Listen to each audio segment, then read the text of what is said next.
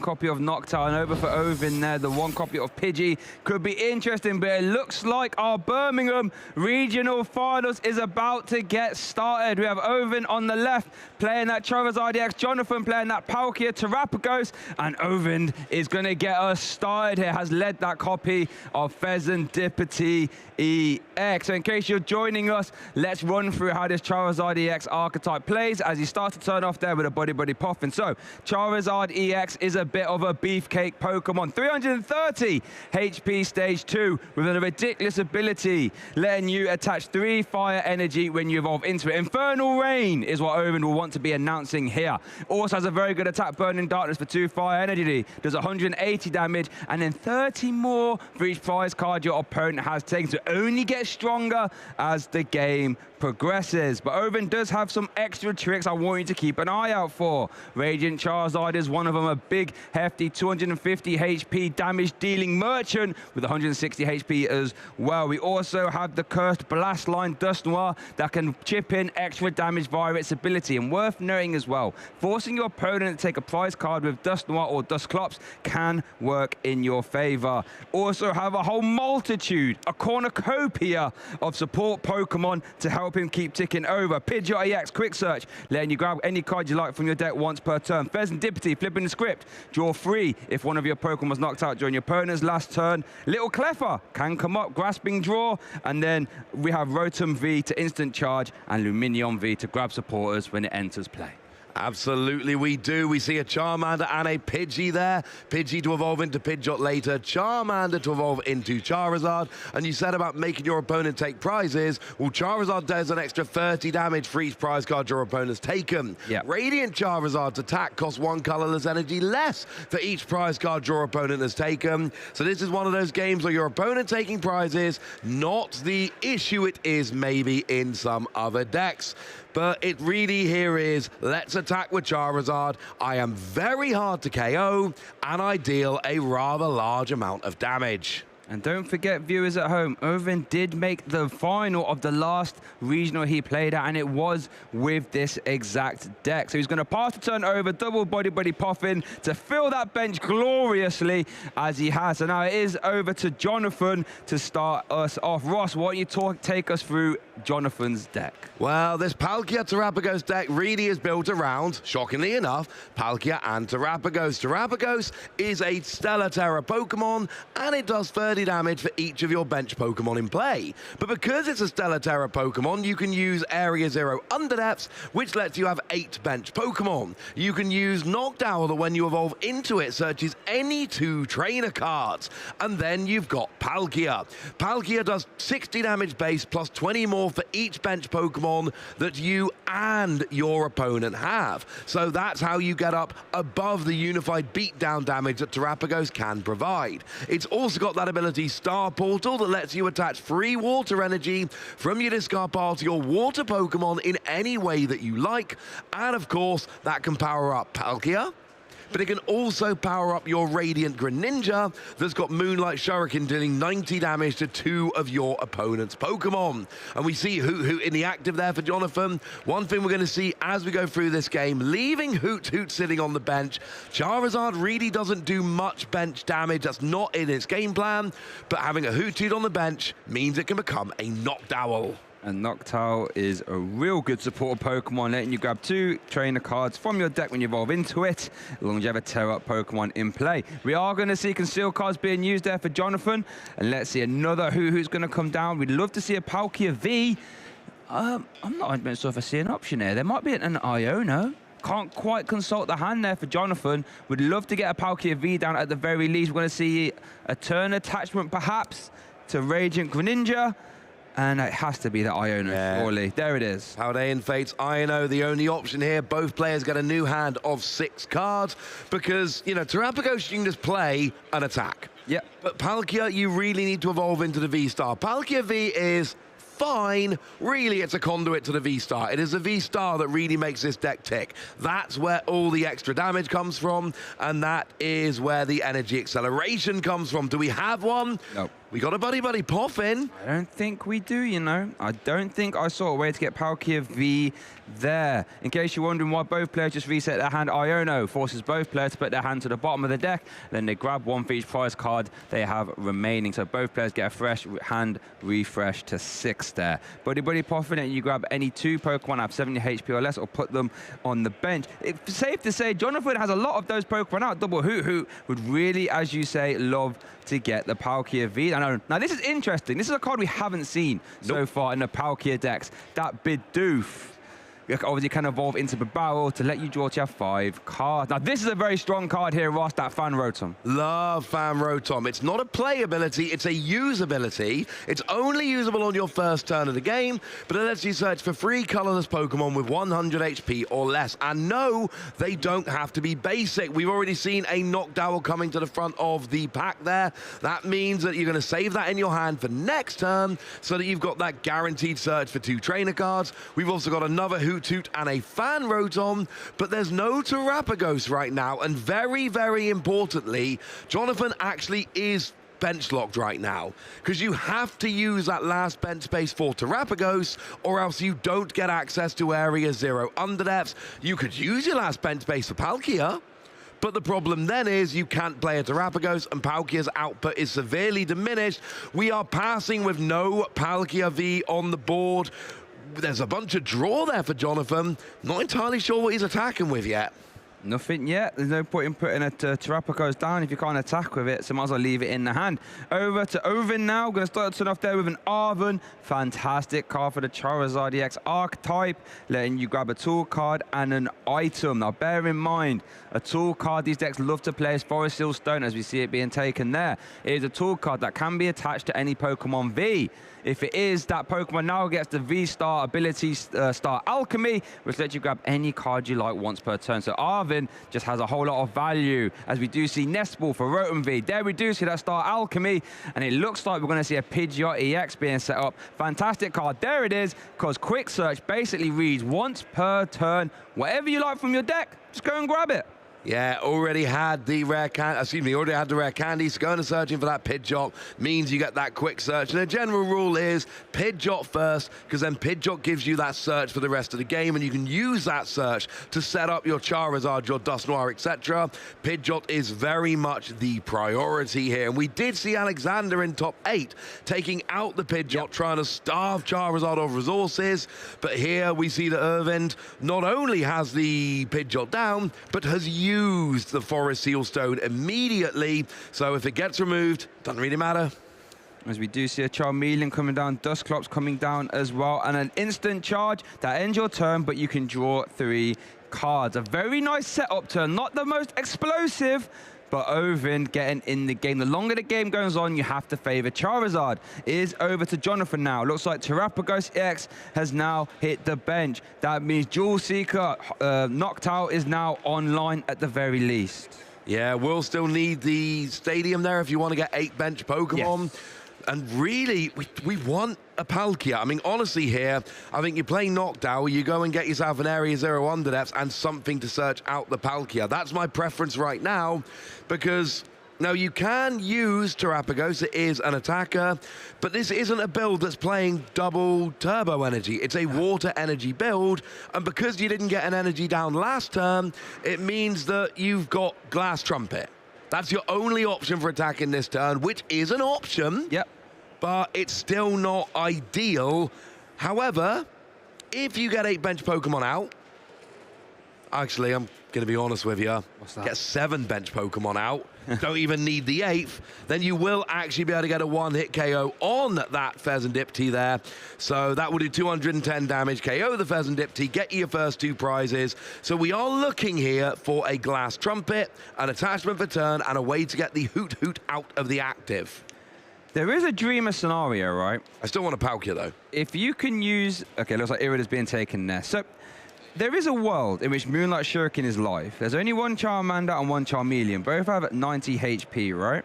Yep. There is a world, Glass Trumpet, turn attach, energy switch. That is currently live.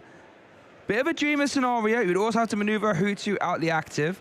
But let's keep that in mind. That could be a workaround. If you do see Irida being played, a supporter card letting you grab a water-type Pokemon and an item, Origin Form Palkia V ×2 being taken. The lovely artwork on them ones as well.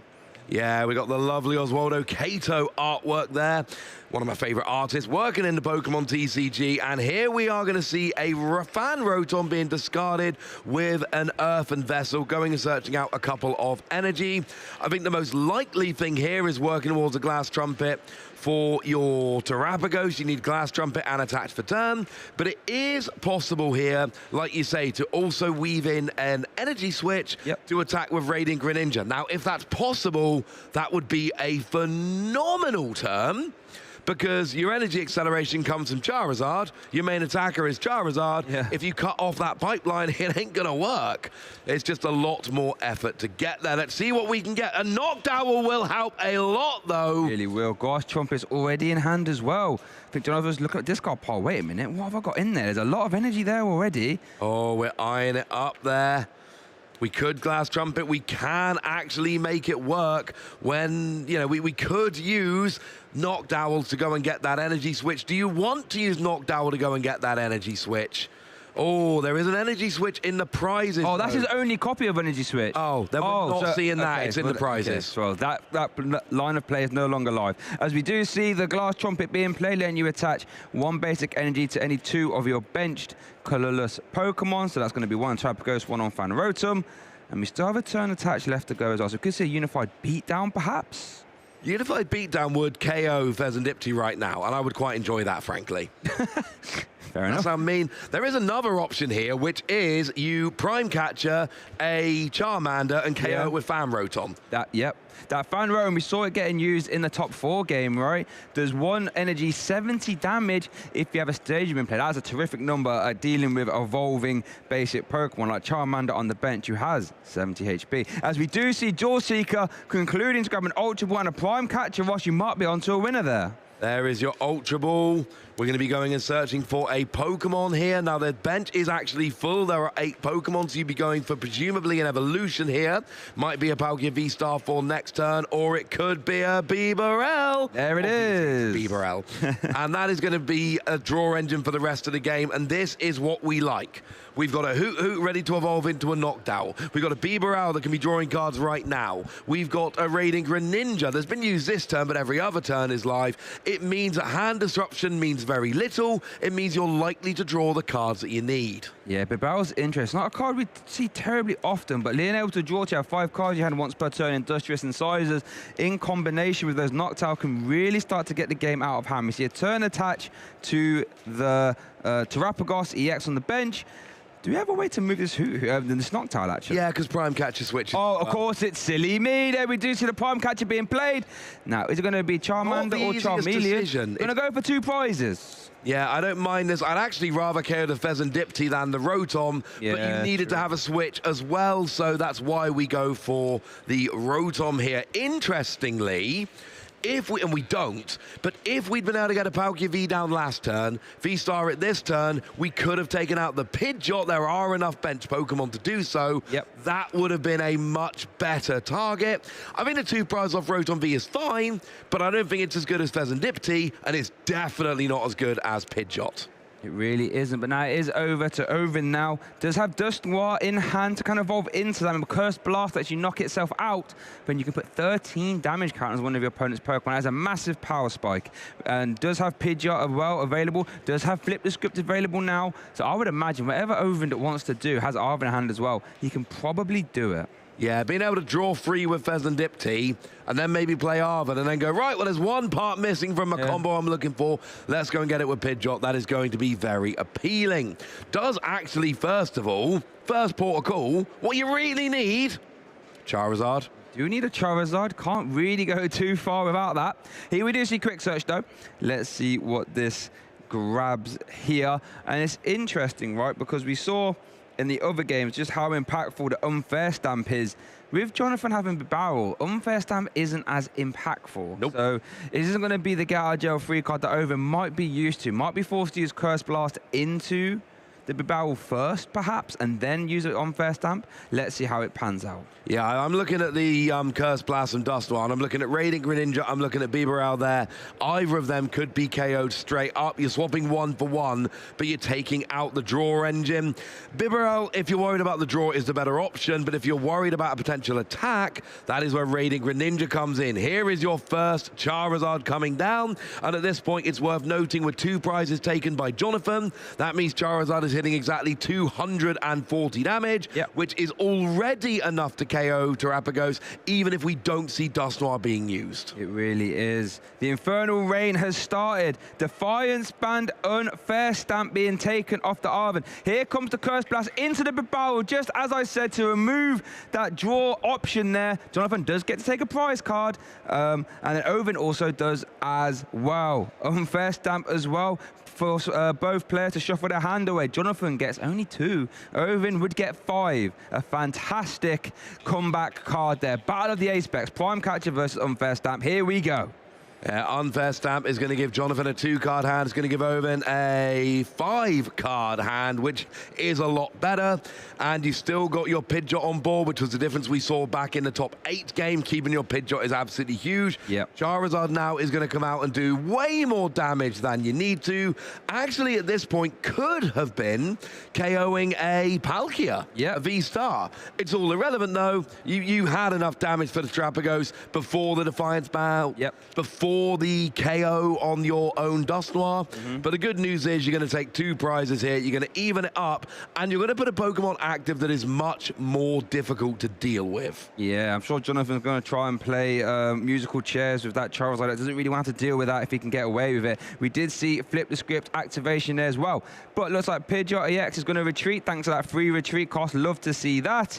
And we're going to see a hefty Burning Darkness here from Ojvind to even up this prize trade and then get himself in this final. 3 prize cards each. Let's see what Jonathan can do. How unfair was the Unfair Stamp? I mean, hopefully very unfair if you're Ojvind here, because you know what? That is your goal. You're actually looking for 300 damage what that attack was. Worth noting as well, since that was the only Terra Pokemon in play for Jonathan, would have to discard the bench down to 5 because the Area 0 Underdepth is no longer live. If you're wondering why those knocked out got sent to the discard pile. Yeah, they're not there anymore, unfortunately. You have to go down to, and it's really awkward, you have to go down to 5 bench Pokemon and then promote, so it actually forces you down to 4 bench Pokemon. Yes. That was a very important ruling that came out when this card first came. You know, Area 0 Underdepths was first there. What happens when your Terra goes away? Your Terra is knocked out. Oh, Area 0 Underdepths isn't there anymore. Discard your bench. Now promote your active Pokemon. As we do see Radiant Greninja Conceal cards being used there. Fan Rotom was promoted. And we could see the little 1 for 70 attack if you like, but Charizard EX, you know, I'm not really too fussed about that. At the very least, would bring it into range of Subspace well, as we do see that lovely Crown Zenith Palkia V-Star hitting the bench. Jonathan just debating on what to do here. This is the problem with Charizard EX. It's not going to go anywhere. 330 HP is a big number. You can't really deal with it in one hit.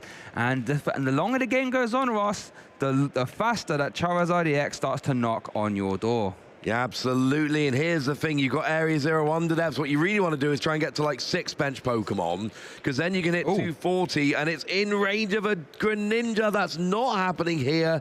It is just a 70. And my issue with this is, essentially, this brings it into range of a potential Subspace Swell, but even then, you've still got a prize remaining. We saw a play in top 8 where it's do lots of damage to Charizard, and then you can finish that off while taking out a bench Pokemon for your final 3 prizes. Something like that would have been good this term. Wasn't possible, unfortunately.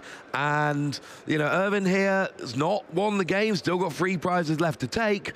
But you can go ahead in the prize race here just by taking out the Fan Rotom if you want to. And then you just finish off a Palkia next turn, and that's it. You win. You're over. You'd even just game 1 at least. You'd even use Bosch's orders was currently in the hand. Take out that Palkia V on the bench. So I've got 1 prize card left. If you dare knock out my Charizard EX, the next Charizard EX will one-shot anything you can put down. Ojvind is in a fantastic position here. Going to start the turn off, though, with that quick search to grab any card he likes. I bear in mind, both players are tied on prize cards now, so that Defiance Band is not active, so it cannot hit 280 damage yet.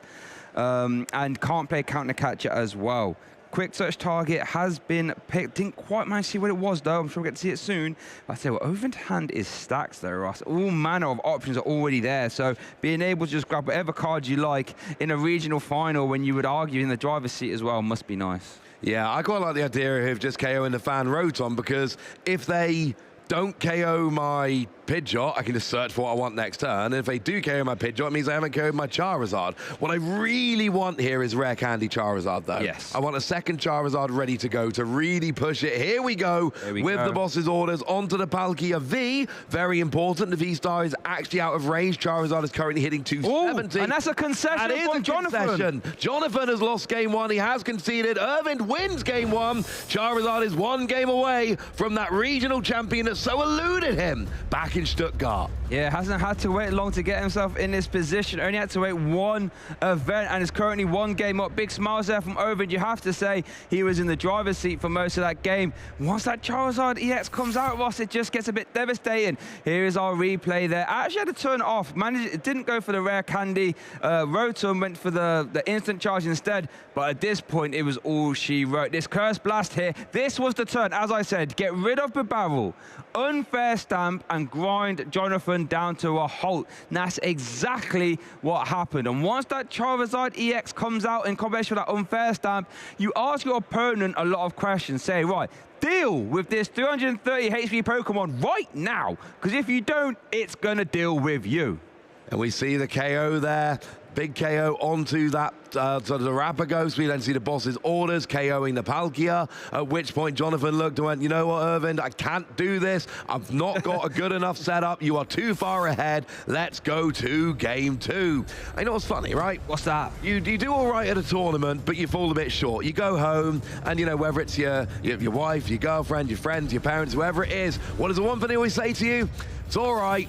You'll get the next one. Yeah, that is true. Ojvind's taking it very literally. Ooh, 2 copies of Fan Rotom prized. Does play 3, so that is still currently live there. Irida is currently prized as well. Plays 2 of them. Okay, so prize cost for Jonathan, not terribly impactful there, worth noting. Looks like Ojvind was probably mulliganed a couple times. And you know what, to be honest, if you're in a regional final and you're 1-0 down, I would love for your opponent to start doing some mulligan. It has mulliganed once, confirmed. In case you don't know, if you go to start with the game of Pokemon, you haven't got a basic Pokemon, you will show your opponent your hand and say, whoops, I haven't got a basic Pokemon, can't start. You then get a new hand, but your opponent starts the game with 1 extra card. Absolutely, you cannot start a game at a Pokemon TCG without a basic Pokemon. 2 Arven prized and 1 counter catcher stand out. Nothing horrendous here from either player, which is the way we like it. So, Jonathan there lost game 1. They get the choice of whether to go first or second in game 2. Looks like they're going first and starting off with a Nest Ball. Things you love to see. Right, come on then, Jonathan, if you want to leave here the Birmingham regional champion, you have to win this game. No ifs, ands and buts about it, and you have to win the next one. It all starts now. Jonathan's March comeback has to begin right now. Nest Ball looks like not that Radiant Greninja at the very least. One interesting thing I want to keep an eye on is that Jonathan wasn't able to develop Palkia V early. Let's see if he can try and get that out earlier now, because that could be the difference maker to start firing off those big hefty subspace well. Looks like Fan Rotom potentially being eyed up here. Whether you want to list this as a Palkia deck or a Terrapagos deck, one thing is certain, you need an early Palkia V. You need a turn 1 Palkia V, because a turn 2 V-Star, it gives you great offensive pressure, it gives you options for accelerating energy, it makes a gigantic difference. So Fan Rotom is being activated here. We have got our Fan Call ability being used, only available on your first turn of the game. Yep. 3 colorless Pokemon with 100 HP or less, actually going for a Hoot Toot and a Noctowl and a Bidoof here. Basically going, I want all the Pokemon to evolve next turn, and I want 1 Pokemon guaranteed to evolve. Sounds good to me. You know, if your hand doesn't get disrupted with Noctowl, you're laughing. And that Bidoof as well has that carefree constant ability. It's immune to bench damage while it's on the bench. Not super relevant, but, you know, nice to have. Let's see what else Jonathan has. They're going to bench a Terrapagos. So now Area 0 Unadepts is live if he so desires. So it looks like we're going to see a turn attach. I imagine to Terrapagos. Could be to the active as well. And let's see. Turn attach to Terrapagos on the bench. And I think that might be a pass. I like this because it means you don't have to get something like a glass trumpet or use your star portal next turn. It is already ready to go. Irvin here is starting off, and what do we have? This hand isn't looking too great. There's a couple Ultra Ball, which is fine.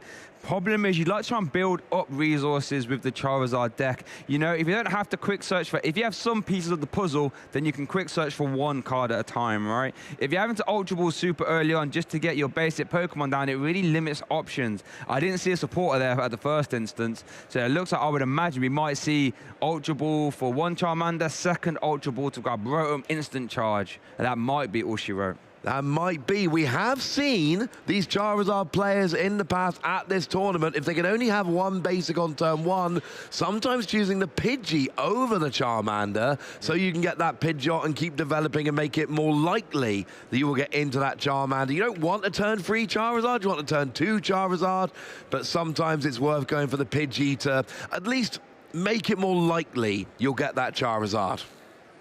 So it looks like we're going to see a little prize check there from Ojvind, something you see a lot on your first deck search. Just try and work out what resource you have available. Looks like it could be Lumineon. That is another option that has that luminous sign ability. When you put it into play from your hand onto your bench, you can grab yourself any supporter card, and it looks like Iono is being taken. Now, after this Ultra Ball, let's see what this grabs. But this Iono could be very big for Ojvind. We need to see some basic Pokemon, or at least ways to get them. Oh, we really do now if that Ultra Ball is going to conclude for a Rotom V. Buddy-Buddy Poffin, Nest Ball, any combination of those, and/or Charmander, of course, would be ideal. This could be a finals deciding Iono. I really like the decision to get Rotom here. Firstly, it's not searchable off a Buddy-Buddy Poffin, so it's less likely to be grabbed off this Iono. But also, imagine a world in which you go and grab a Charmander and you get an unplayable hand off of Iono, you are completely stuck. If that happens here, you can at least use Rotom, but we got double Charmander. An Iono, that is. And a Nest Ball for Pidgey. Wow, there I said that could be a finals deciding Iono, and I tell you what, if that is the case, Iono must be good friend there with Ojvind, because double Charmander and Nest Ball, you couldn't realistically dream a better Iono for Ojvind there, straight back in the races, and of course can end the turn with an instant charge, 3 extra cards as well. Over to Jonathan, what a turn. More proof that Rotom was the right choice, because if he'd have gone and searched for Charmander there, he would have drawn into potentially 2 Charmander and a Pidgey and a Nest Ball for Pidgey or Rotom. Yeah. Or maybe if he'd searched Charmander, that second Charmander would have been a Rotom. I don't know. Jonathan here has got a Terrapagos with an energy on. Benches a Palkia V, but again, it's a turn 2 Palkia V. It cannot evolve until next turn now. Can get a KO on a Duskull for a prize at least, but if there's any gusting here, I wouldn't mind getting a KO on a Charmander or that lone Pidgey. That is true. Let's see. We're going to see Ultra Ball for Noctowl. We're going to evolve a bench 1 Jewel Seeker. Grab any 2 trainer cards. You're behind on prizes. Oh, what were you? It looks like Prime Catcher being eyed at Ross. Yeah, and that's what I said. I don't want to KO Duskull. No. Honestly, here I'm going Pidgey. Yeah? Again, I'm going for Pidgey here for the same reason that we've seen Charizard players go for Pidgey over Charmander when they have to choose on turn 1. Yeah. Pidgeot opens up the deck. If you've only got Charmander down, sometimes you draw Nout and it goes terribly. Yeah. Pidgeot means you keep drawing. That is true. Pidgeot is a door opener, so how about you close the door by getting rid of it nice and early. So it looks like Prime Catcher has been taken off the Noctowl at the very least. So he gets 1 more trainer card though, Area 0. Let's see, what is the attacker going to be? What is he going to go after? In game 1, we did go after the 2 prizer. And let's see what he goes after here instead. Unified Beatdown's the easy attack of choice here. Here we go. Ooh, this is exciting. Oh, I'm literally on the edge of my seat right now. I know how tempting it is to get those 2 prizes. There are still 2 copies of Boss's Orders in the deck. They are very searchable with Noctowl. I love the idea of cutting off that Pidgeot line. Yes, it is the Pidgey coming up. I've thought, and bonus, you don't even need to use Unified Beatdown. Fan Rotom's got your back. And we do see an Iono as well. They're going to reset after that instant charge. I just saw you ended the turn with 3 cards there, Ojvind. Get them to the bottom. And Jonathan gets a fresh new hand of 6 as well. As you say, leaving a 1 prizer in the active, Ojvind doesn't really want to have to deal with that. He'll have to try and navigate around it if possible. We've got a Nest Ball and a Buddy-Buddy Poffin there if we want to keep getting our basic Pokemon out. Certainly we want, well, I was going to say we want another Hootoo here. We've got one down. I still wouldn't mind another one. Radiant Greninja's the obvious. That's already been searched for. So it looks like we are going to be using a... Yeah, we're going to be using the Earthen Vessel, getting rid of Buddy-Buddy Poffin, just getting a couple of water energy. What would it be? Grass energy. A couple of water energy there, and that is going to fuel at least one concealed card, if nothing else. I guess grass energy if you wanted to use Crown Opal, but that is not an option for Jonathan. So yeah, all water energy added to the hand as one gets discarded via concealed card. Now, Jonathan is off to the races here. The engine is on. We are turboing through our deck here. And I love that fan row. I'm going to remove that Pidgey because in game one, Ojvind had access to Pidgeot all game. Didn't work out for Jonathan. So saying, right, how about I get rid of that right now?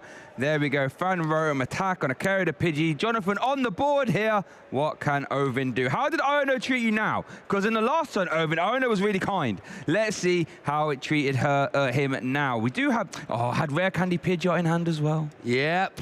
If you go after anything else and then your opponent drops Rare Candy Pidgeot, you feel bad. I always think, well, if I was my opponent, what would be the thing I most wanted? Yeah. And I'm thinking, I want the Pidgeot. So I'm like, right, get rid of the Pidgeot. And now we're giving up on the Pidgeot. There's free Charmander down. There's no Pidgeot. The only draw engine is Rotom, which ends your turn to do so. Ojvind is being kind of cut off of a lot of draw here. PokéStop will help, though.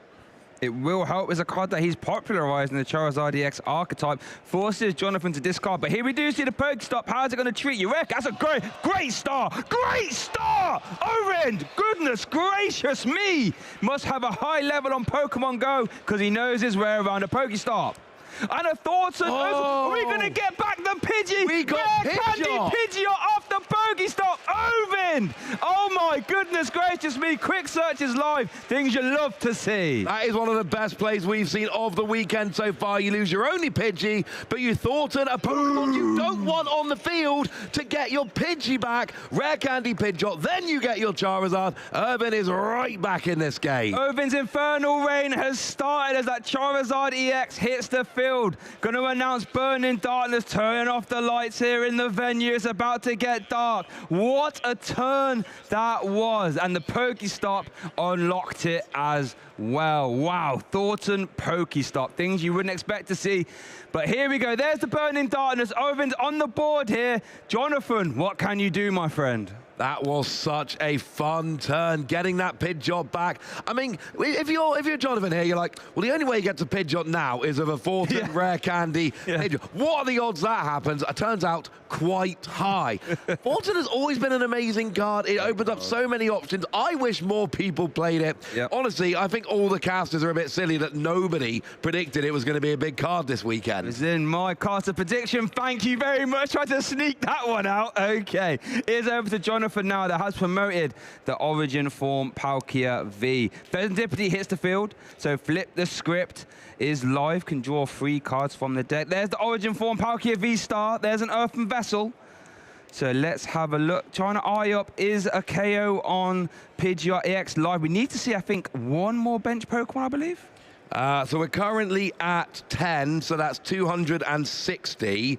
So, no, we're a little bit away, unfortunately. So we need an area 0 plus one more bench.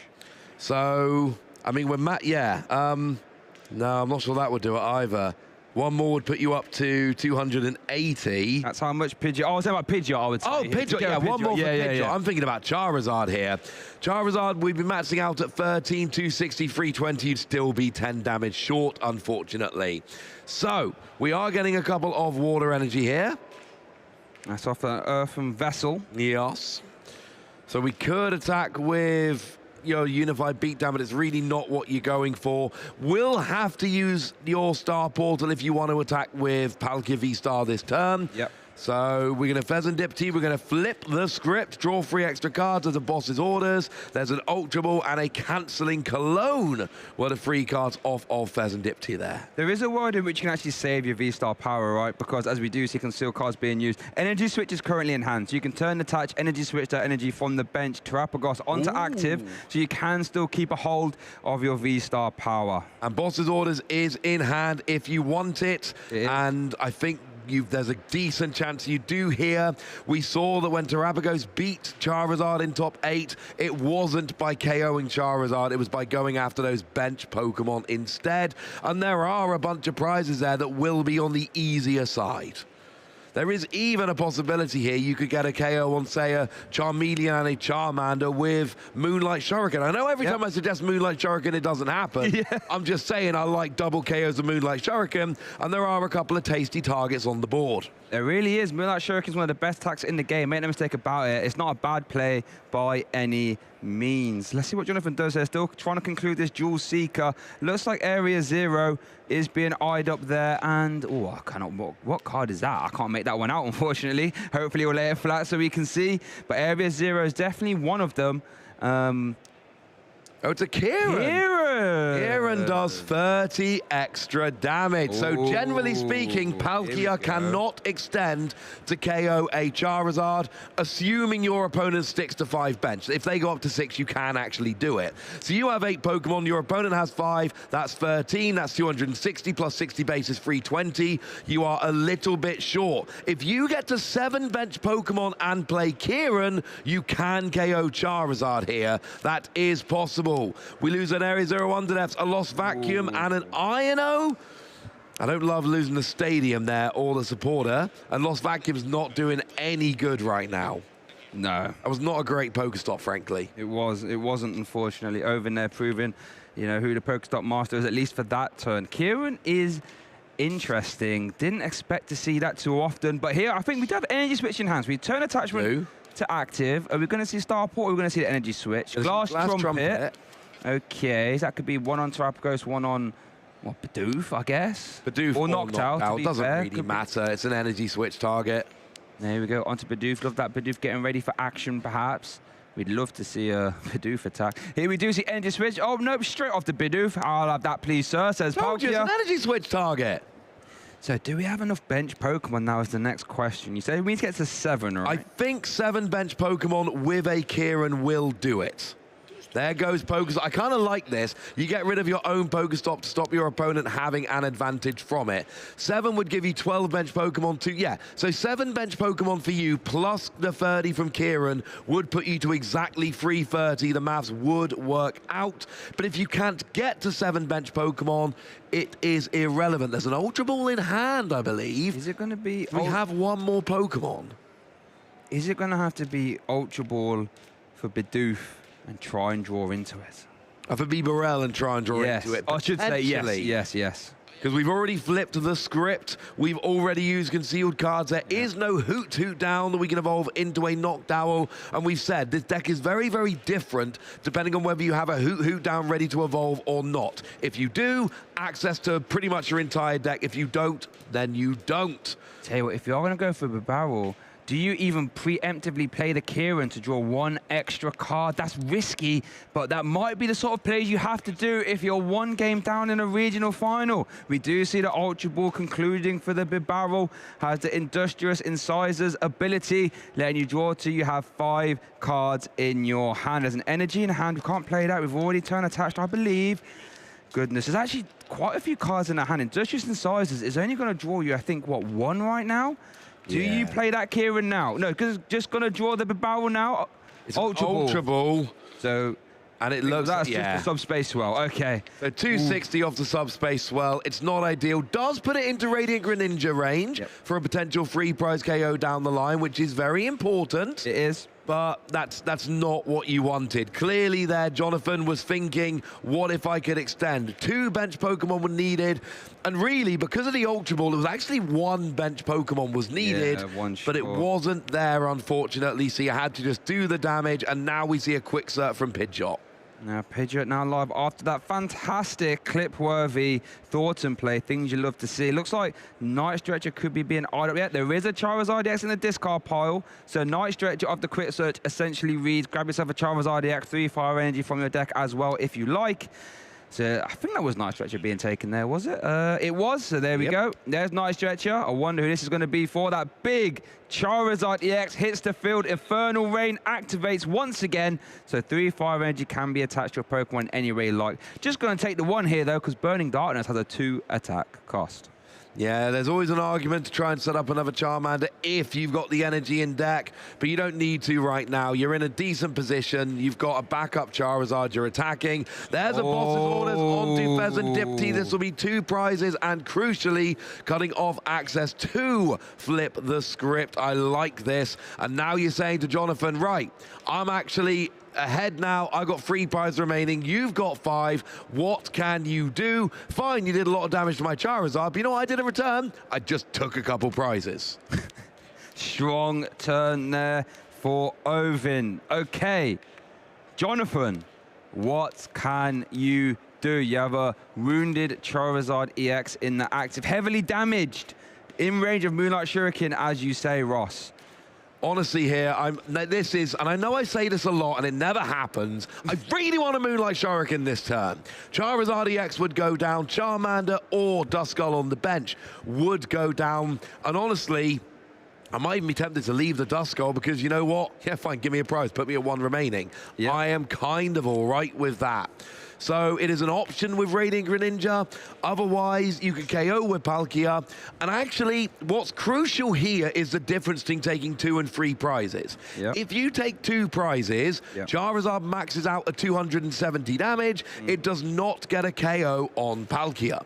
If you take 3 prizes, however, Charizard does 300 damage and will get a straight KO on Palkia in return. So I like this play a lot. Boss's orders onto Rotom V, because what did I just tell you, Shay?